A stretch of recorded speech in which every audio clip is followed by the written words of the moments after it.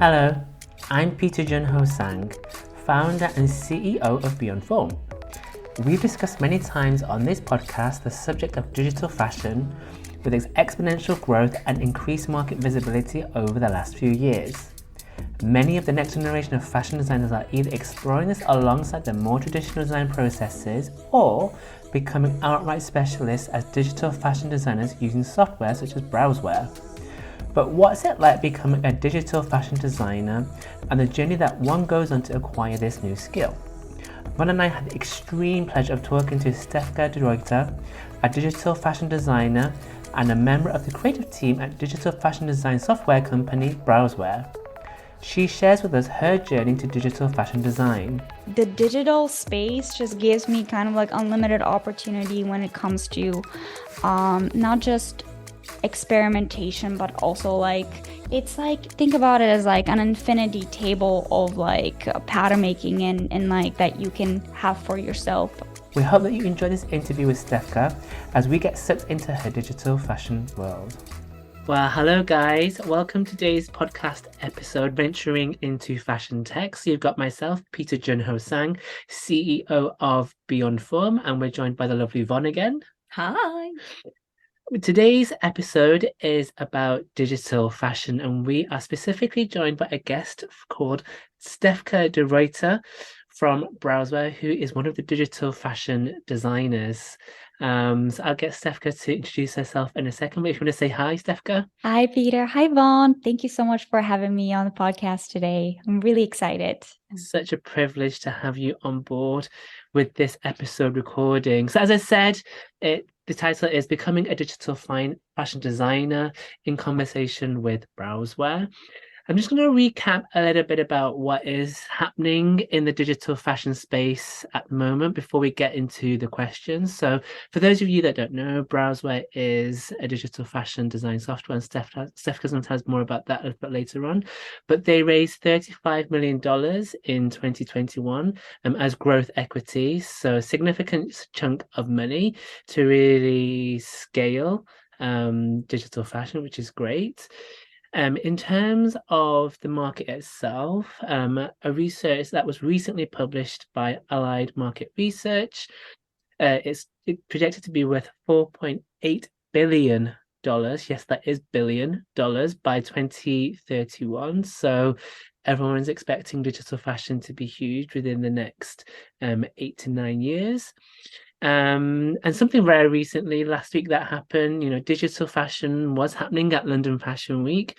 A specific show that did pop up, or presentation rather, was a show by Taskin Gowek, who I hope I pronounced correctly, that presented as part of London Fashion Week the off-schedule, the autumn-winter collection. And Taskin has actually been featured on publications such as Vogue Singapore. So there's a lot happening around digital fashion. There's also Digital Fashion Week as well that happened last week in London and New York, which I think is super exciting. So it's only very pertinent to have this conversation with you, Stefka. But just to kick things off, if you could just tell us, Stefka, a bit about who you are and how you got into digital fashion. Yeah, my pleasure. So I started my fashion design journey at FIT New York City. I lived there for 10 years, studied traditional fashion design, was also doing tailoring on the side just to kind of like really upskill myself. Something that I did not learn in college, for example, is the real life fitting. So I had a side job as a tailor and as a fitter. And I'm also trained in luxury by did an internship hands-on with Oscar de la Renta, 2 times, one production design and one studio design. So I'm very much like hands-on designer trained.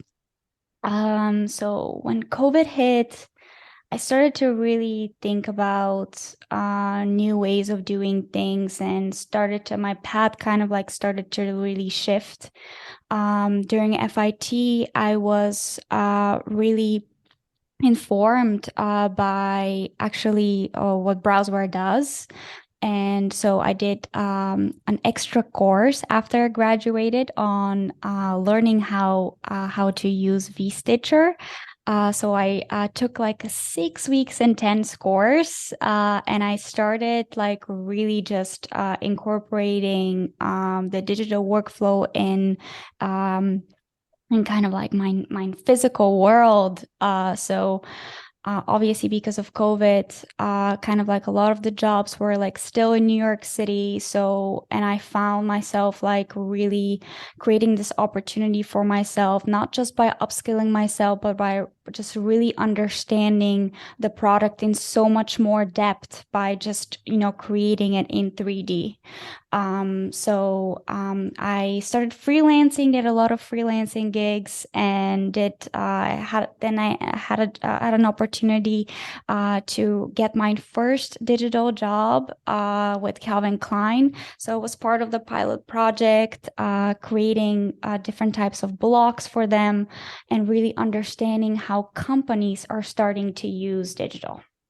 That was my first step in the digital industry. And then afterwards, I applied for a job in Europe to join the Browzwear Europe team. And here I am. Yeah. And Calvin Klein is a big baby step, and then a little Yeah. step. It's a big baby step, which is pretty Yeah. cool. How did you find the 6 weeks intensive course? I found it really, so I had to basically like drop everything just to really focus on that. And I think the gift that I gave to myself by just allowing myself to really focus on one thing. I think this was kind of like a winning point for me with like no other distractions. Um, I found it a little intense in the beginning because I was like really not from, I mean, I was using Photoshop and Illustrator obviously through my design process. That's what we are being taught at school, and that's what we use like in the fashion industry outside of school.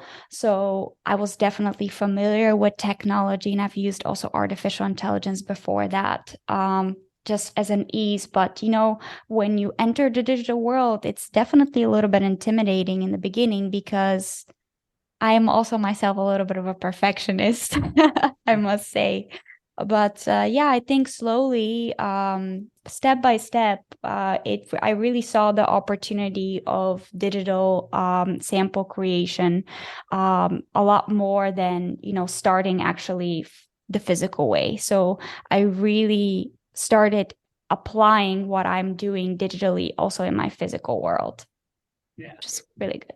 Yeah, and the 6 weeks intensive, is that something that you would recommend somebody to do if they're looking to get into this space? Because we meet, myself and Bon, we meet a lot of designers or even non-designers that want to get into digital fashion, but they're always asking us like, how do you do it so quickly and learn an entire new software? I think it's so interesting because nowadays, like our generation is like really focused on YouTube learning. Everything is available Mhm. online in your fingertips. So like you can just spend 1 month learning one software, the next month learning on like how to do post-production in another software. So I just think it's really like up to you, however you like to learn. I say it's really nice to actually have somebody professional on the side to teach you, guide you, and teach you step by step. This is just like speaking from my experience. I always liked to connect with the professor to talk about their experience and also to kind of like have a little somebody on the side that I can like learn with and, kind of like do problem solving together because I always have crazy ideas for avant-garde garments. They're not just, your simple basic t-shirt. And I think having somebody with a greater experience on the side as a mentor also really helps me learn. Yeah. So you mentioned you went from Calvin Klein to Browzwear. So what is Browzwear exactly? What is Browzwear? Browzwear is a 3D software solution for the fashion industry that specializes on 3D apparel workflows. And I will enable you to validate and visualize the overall look and the feel of the garment you are designing. Um, the fabrics used in the software are true to life. They have been tested using the fab machine, so the fabric properties, and you're also able to import your patterns and change them in the software, or you can also start from blocks. Browzwear also enables apparel companies to digitally transform their business. So you cut down the physical samples and you also gain back more time to be creative and also for other things for the business. It is also an open platform, which means that brands are able to integrate their PLM system with the software to create an end-to-end digital workflow. That's really really interesting because obviously we have been hearing about that, and I think what you're talking about there is it the fabric analyzer as well? Yes, correct. That is the Fab Analyzer. Yeah, which is just super cool. And I guess obviously the whole point is to then, like you said, get this into a hyper real mode in a digital form. So how would you say then this would well this digital fashion design software would then help fashion designers in terms of the physical versus the products developing? So I think what's really important is to test your fabrics, because if you want your digital garment to represent your physical garment, so like that's the same thing in kind of like in real life, when you stitch something in real life, you're going to be using the same fabric. If you are changing your fabric, you need to stitch it again to fit it, right? And that's the same thing in the digital.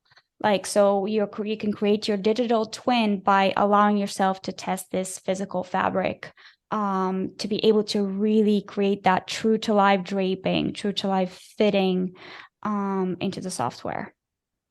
I think that's quite funny that you mentioned that because it just I just remembered when I was learning digital design software once, and I was testing. It's almost like when you have a dungaree and you have to put the strap on. Yeah, that one was quite interesting to see how it was falling backwards when I was trying it digitally, which is just super interesting to see how then it literally works just like in real life. I think that's one of the most exciting things actually about digital softwares actually. Yeah, I agree with you, but like what's also like very important is to really build that digital trust. Yeah. Because the thing is, you're looking at the software, right, and you're designing, but you also want to make sure that the time that you put into designing and creating and fitting that is used wisely, and then you can export a tech back and actually create a sample without actually any other iterations, the way we do in physical, like in the physical space. I remember like per garment, like at my previous jobs, there was like so much testing, constant testing. I think our like brains are really wired to think in complexity and to think like, oh, more, I want to see different, like it's kind of like you're in the process. While I think that when you do that digitally, you're allowing yourself to really explore and experiment without actual consequences to who is going to sew it, what is the time lead for my garment to arrive, to like, can we fit it again, like hire the fit model to try it on. Everything takes so much time, while I think by just like a simple testing and changing the fabric, changing the color in 3D is a lot quicker. Oh yeah, you just reminded me of how tiring that whole process is, honestly.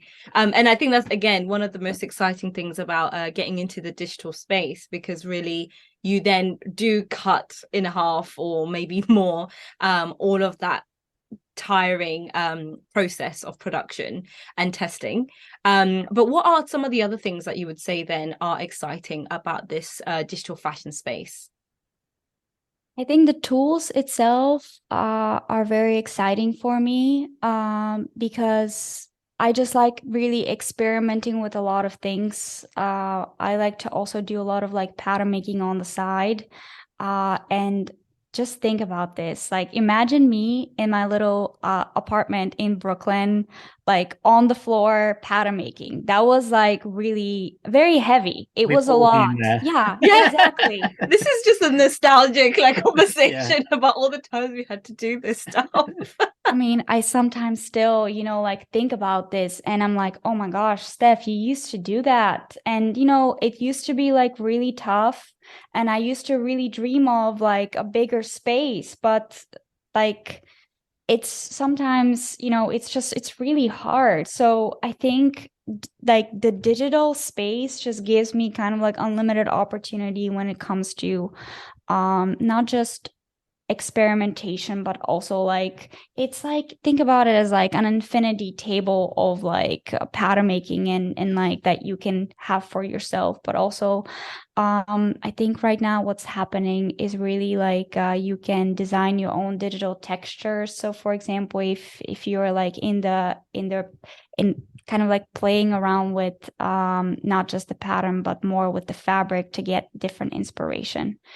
I also am really fascinated by also how fast avatars are evolving in the digital space. The metahumans, for example, I think that that's like the next really big thing in the space is like really having like a bigger avatar selection. So think about it like everyone has a muse, right? But in the digital space, we're able to also fit all those garments on like a more diverse range of avatars with different sizes. And that's something that we can only dream of in the physical world. Yeah. So I would love like a digital version of me to do digital clothes on. have you actually scanned yourself? I have scanned myself in a very revealing 3D body scanner. And Ron's done this as well. And Yeah. it does show every inch Everything. of you. You're like, oh, I have a lump there. Exactly. Oh, you see so much more detail of yourself, Exactly. right? You It's see actually everything. scary. Yeah, Yeah. we have had some people going into the body scanner and just shocked, and they're like, "That's not me," and they're refusing to believe it's them. And it's quite funny actually, but that is really the reality of it. That again, it's showing the realness that can come from digital as well. Exactly. Exactly. So, like, if you're an entrepreneur, designer, or a small brand looking to get into this space, kind of like, how would you recommend start doing that? Peter, and I think you probably know the start of my like answer is like really having a goal in mind, Mhm. right? I think you probably very often ask like young brands like what is your goal with this or Yeah. when you start doing something. And I think from like a designer's point of view, every company that I would talk to is like what is your goal with 3D? Right? Mhm. Because I think people just take they have everything is like always in a different dimension, right? When it comes to 3D. So are you going for are you using this type of technology to improve your process to be able to have like a better outcome for your business by reducing samples? Mm-hmm. Or are you going to a different direction, which means to digital for advertising, digital for e-com, digital for the metaverse? So for me, it's very important to ask these questions to be able to really guide the company or the designer to better understand what type of process they're going into, and that's where I kind of like move forward with. But for Browzwear, like I think it's really important that they have like a clear goal of, for example, what is the first garment category that you're going to be onboarding your designers with, right? Because Mm-hmm. you can't start with everything. Like starting with everything is so overwhelming. Every garment, but think about it in the physical world, every garment has a different designer. It's a different specialty. Denim is a different specialty from lingerie. Lingerie is a different specialty from knitwear. Knitwear is a different specialty from, I don't know, like for example, like outerwear, right? So Mm-hmm. I think picking what direction you want to go into and just kind of like also set up milestones. I think very often companies forget to celebrate small wins. I think small wins are super important to celebrate, and have like a goal in mind. Maybe just do the first 10, 15 blocks. Ask for help also. Like, I think it's always nice to ask vendors to start stitching up your blocks, to be able to kind of like quickly adapt to it, because it's one thing learning 3D, but it's another thing is how do you review your 3D garment, right? That's like another thing, and fitting is also another thing. So there's definitely different steps to it. I think starting small is better than always thinking big, because you get very quickly overwhelmed because you're changing the process. Yeah. What was your very first digital garment? Do you remember? I do. It was like a masker jacket. I was really like not inspired, but I was really affected by COVID and like wearing a mask constantly. So I was thinking what it would be like cool if I had this like coat where I just put it on. It was winter at that time when I first designed it. So like I had imagined for it to be like have like a mask around it. So that was my first garment. But I Nice. started that was my final garment, but I have to say I started with the t-shirt. Yeah, I did start with the t-shirt. Yes. like we all do. Yeah. So then in terms of the creative process, how does it differ from like the traditional like of pen and paper with digital fashion? Like, is it the same? Is it different? Like, what are the nuances there? I think I can speak from my own personal experience. I get a lot of my inspiration still, like the little spark still from the physical world. So I'm a collector. I like to collect vintage things, to be able to observe patterns. I collect like vintage jewelry. I collect books. I have mood boards physically to be able to kind of like see it in front of me. I am also very much into just hand drawing things. So my sketches are done by hand, and I take a picture and I start actually from a block in the digital world. So I use the block library that Browzwear has to offer. It's like a cloud library full of free patterns that I can start using from. So I never start from scratch. I think it's so hard to start from scratch. So why not use what we have to start our design process? And then I go from there. I pick up the fabrics that are like my sketch. I started using actually Substance Painter to be able to understand how that will work too. So using different softwares within the process, like Adobe Photoshop. I Photoshop very often also pictures, and create different types of maps. There's that's kind of like the way I go from it. I still like to also make my own stuff. Like after I design it digitally, create the pattern, also like make it so that it's kind of like real. It's like the evidence of like, hey, it actually worked. Yeah. It's like doing something that matters, and that's something that is right. That's what digital actually means for me, is like to really help me solve like problems in real life that I can actually not do in real life. Thanks for taking us through your process, because obviously a lot of people may see digital fashion as something that is quite different, in the sense of maybe, you don't even get to the sketching point, but actually you do. Sometimes you can actually start off with that. What I always like to refer to is the fact that it's really the same process, just happens that some of it is digital, or at least most of it in this case is digital. So that's quite interesting actually. And with all of that being said, where do you think that digital fashion is heading in terms of the designers themselves, the industry, softwares? I think the answer that I'm going to give you today will probably be different tomorrow, because technology evolves really fast. Yeah. But for right now, I think there is definitely like there's a need for future vision for so many things, and I just think for me, it's very important that designers are bridging the physical with the digital together. It should not be something like too separated, right? It should like they should complement each other. Watch, I'm like, to be honest with you, I'm very hardly seeing that right now. It's like two separated forms that they're complementing each other for myself, but I just don't see that yet happening with the way things are. So I'm really hoping to see that. I'm hoping to see less of like, like how it's just like there's like a lot, like a very big hype when it comes to the metaverse.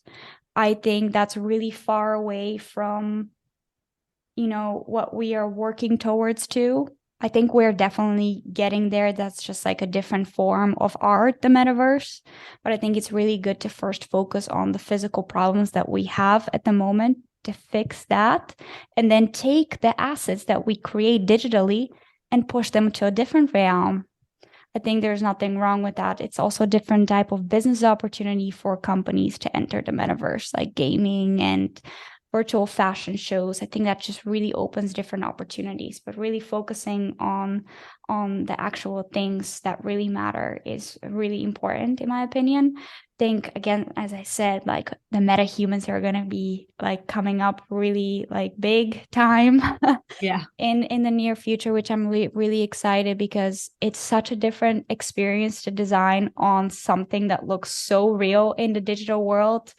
Unreal, like Browzwear has an integration with Unreal, which like now when I'm, playing with the fabric in the 3D window, you're seeing so much of the texture. It's almost like I can like touch, like it almost like you can't touch it, but you can just experience the textures that from the physical world now in the digital world. It just looks so real.